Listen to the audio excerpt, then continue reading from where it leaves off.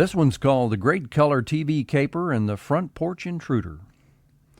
My dad was a tinkerer, and he loved gadgets, especially anything electrical. He was always working on some project out in the garage. He called it his laboratory. He was pretty good, too. Of course, his attempt at making Mom a dishwasher kind of fell through, especially when the hose burst and there was about an inch of water on the kitchen floor. Didn't turn out too badly, though, because the next morning he went out and bought her one.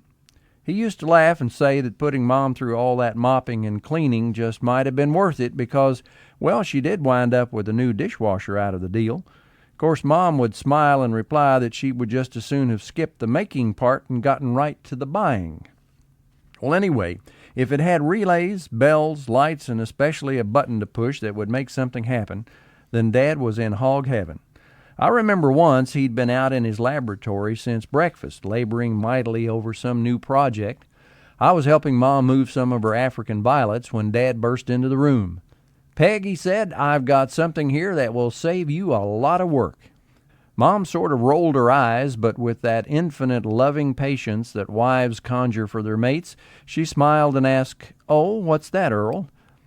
"I figured a way to pop up the flag on the mailbox without even having to walk out there. Well, just think of the steps you'll save every day." Now, the mailbox was only about 25 feet from the front door, so exactly how much effort would be saved was indeed open to question. Dad went on to explain that he would bury the electrical cable that would operate a relay and pop up the flag, telling the mail person that there was mail to be picked up. All Mom had to do was push a button near the kitchen sink. There would even be a light by the button, which would come on telling her the flag was up.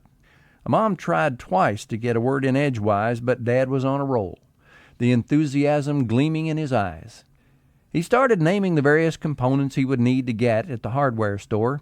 He even began speculating on the possible marketability for this boon to mankind.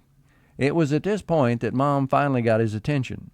"Earl, have you considered the fact that a person has to walk out there to put the mail in the box to begin with?" There was a long, pregnant pause. Dad rubbed his chin a bit, as he frequently did when pondering. Then, with undaunted zest for things electrical, he proclaimed, "You know, I've been meaning to oil the motor on your washing machine." And with that, he turned and disappeared into the garage, and we never heard of the mailbox gadget again. Dad actually constructed the first television set in Round County. It only had about a 7-inch screen, and since the only station in the region was in Cincinnati, over 100 miles away, you could, on a good day, quite possibly discern through the snow that there were people actually walking across the screen. Nevertheless, folks piled in from all over the county to see this new electronic marvel. Now, even at this early stage, Dad was not content with black and white. Oh, no. He wanted color. So once again, the garage became a beehive of activity until the day he proudly announced that his efforts had been rewarded. He brought us out to unveil his latest creation. There was a slight gasp from Mom as she eyed the monstrosity before us.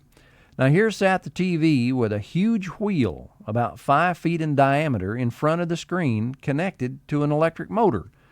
Now, the wheel was divided into 3 sections, and each section covered with colored cellophane. Now, I know that modern television uses red, blue, and green to generate color images, but if memory serves me correctly, Dad's wheel was red, blue, and yellow. Maybe those were the only colors of cellophane he had on hand. Well, anyway, he turned on the TV, its snowy picture now dimmer because we were looking through the red panel of cellophane. "Now watch this," he proclaimed. He flipped a switch and the wheel began to rotate. The screen went slowly at first, from red to blue to yellow and back to red, but the wheel motor picked up speed, and now the colors began to flash rapidly in front of the screen. Red, blue, yellow, red, blue, yellow, red, blue, yellow. Dad was explaining the theory of how this was going to work while we were squinting. Dad had to speak up, though, because the motor and wheel made a pretty good racket. It was never made clear to us how we were supposed to hear the TV with all that noise, but Mom and I stared at the screen for the longest time, honestly trying to see some semblance of true color. Alas, all we could discern was a blur of gray, and Mom finally warned that she was getting a headache from the flickering effect of the whirling colors. It was a good thing we weren't epileptic, because that thing would probably have sent us into paroxysms of epic proportions. Well, despite the initial disheartening results, Dad worked with his color TV wheel for several more weeks before it finally ended up over in a back corner of the garage, where it gathered dust for several years before its parts were scavenged for other projects. Now, talk about adding insult to injury, though. Mom was out in the garage with Dad one day shortly after the abortive premiere, and noticing that Dad was still having no success at generating color TV images, suggested, "Earl, why don't you put a light behind that wheel and slow it down a bit? At Christmas, we could shine it on that wooden Santa Claus that we put up in the front yard." As I recall, it was shortly thereafter that the great color TV caper came to an abrupt end. Dad once got me unwittingly involved in one of his inventive escapades. On our front porch was a glider. Now, they look like a sofa, but are mounted on rockers, which gives them a half swing and half rocking chair effect. Such that it was that a mangy old stray dog took up residence on Mom's glider each night and was tracking mud all over it and leaving a pretty potent doggy odor behind. Well, Mom at first left it up to me to get rid of the unwanted intruder. I tried scaring him to no avail. He'd leave, but an hour later he was back. I even tried blinking him with my BB gun, but even that proved to be an ineffectual deterrent as well. I could almost see it coming one evening as Mom was once again chiding me for my failure to solve the problem. Dad got one of those funny looks and disappeared into the garage. A few minutes later, he reappeared with the length of electrical cord. On one end was a standard plug, while the other end, for the last few feet, had been stripped bare of its insulation. "This'll fix him," Dad announced. When Mom protested that she didn't really want the dog hurt, Dad assured her it would only give him a rude greeting but do no permanent damage. He proceeded to lay the bare wires across the cushion of the glider and into the house, where he promptly plugged it into a nearby electrical outlet. I later thought of old Ms. Fetters, who lived up the street and who walked past our house on her way to town. Mom had told her that even when we weren't home, she was welcome to rest a bit on the porch, and so, because of her age and weight, she would often avail herself of the invitation.